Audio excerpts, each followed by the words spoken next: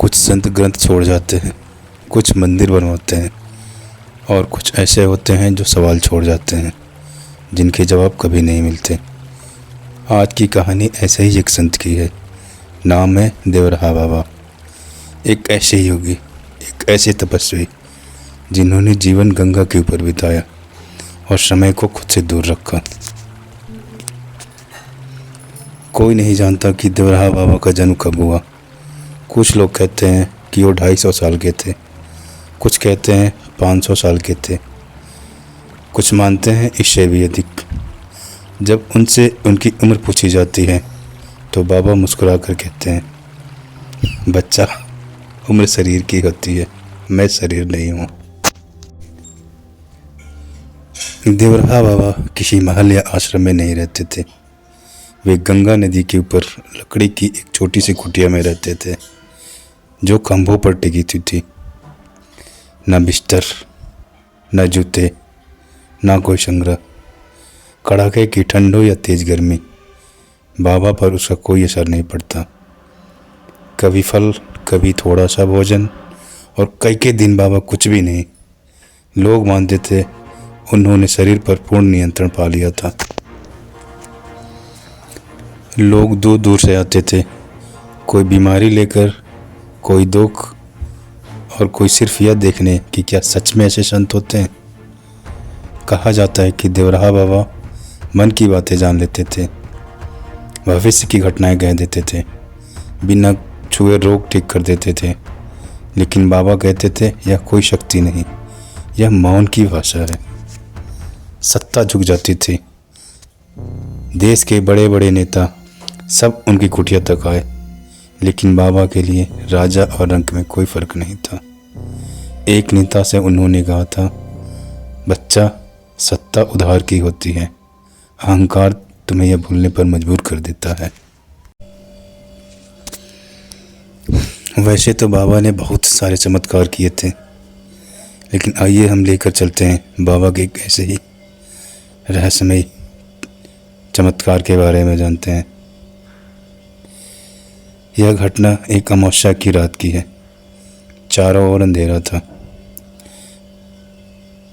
गंगा की धारा शांत थी।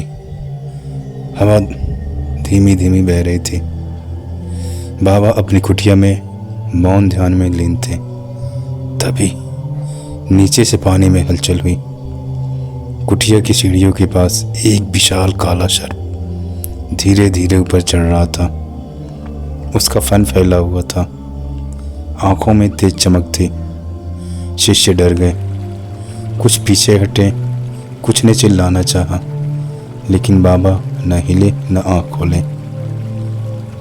शिष्य फुसफुसाए, बाबा सर्प है, बाबा खतरनाक है। लेकिन बाबा अब भी ध्यान में थे। सर्प कुटिया के भीतर आ गया। वह सीधे बाबा के सामने आया और फन फैलाकर उनके बिल्कुल पास खड़ा हो गया। सबकी सांसें रुक गई।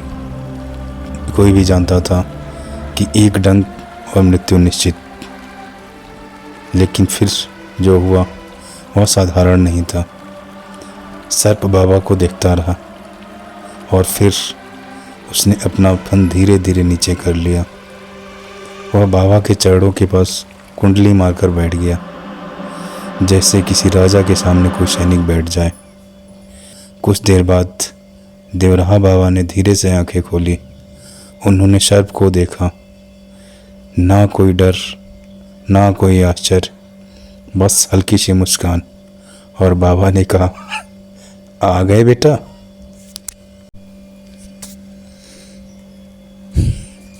बाबा ने उस नाग के ऊपर अपना हाथ फेरा, जैसे बहुत पुरानी पहचान हो, और वो सर्प बिल्कुल शांत होके बाबा के चरणों में बैठा रहा।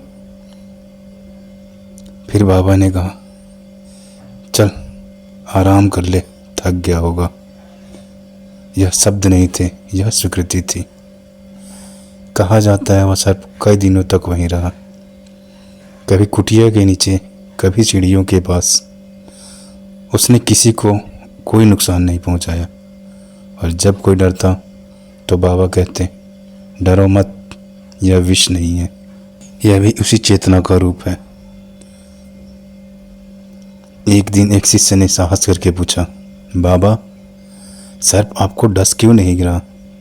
बाबा ने उत्तर दिया, जिसके भीतर भय नहीं होता उसे कोई विष छू भी नहीं सकता। फिर बाबा बोले, सर्प विषैला नहीं होता, मनुष्य का अहंकार उससे कहीं ज़्यादा विषैला है। कुछ समय बाद एक सुबह शिष्यों ने देखा सर्प गंगा की ओर धीरे धीरे जा रहा था। उसने एक बार पीछे मुड़कर कुटिया की ओर देखा और फिर पानी में विलीन हो गया, जैसे आया ही न हो। तो दोस्तों, यह कहानी थी उस निर्भयता की, उस आत्मा की, उस चेतना की जिसके भीतर कोई डर नहीं था। जब सर्प बाबा के चरणों में कुंडली मारकर बैठ गया था, आश्रम में एक अजीब सी शांति थी। कोई डर नहीं, कोई हलचल नहीं। लेकिन शिष्यों के मन में एक प्रश्न लगातार घूम रहा था, क्या सर्प फिर आएगा? और अगर आया तो क्या होगा? तो क्या वो सर्प वापस लौटेगा? इस कहानी को जानने के लिए चैनल को लाइक और सब्सक्राइब ज़रूर करें। धन्यवाद।